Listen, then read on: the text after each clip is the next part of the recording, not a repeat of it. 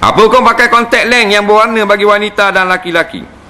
Diharuskan bagi wanita yang berwarna dan diharamkan bagi laki-laki yang berwarna.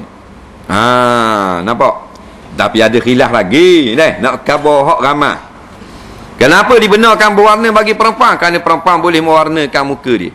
Perempuan boleh hak muka dia. Sini kuning, sini hijau, sini kelabu. Mulut merah boleh hak. Dia panggil zinatul wajhi. Sementara boleh, kekal tak boleh. Dia buat pemudahan di Perancis, pipi dia jadi merah semua. Haram. Faham? Hak kekal. Baru bedak, pipi dia birak, tapi dia baru bedak, beli maiding mareng. Nampak? Tiga kotak 10 ya, YP mo, putih lepuk pipi.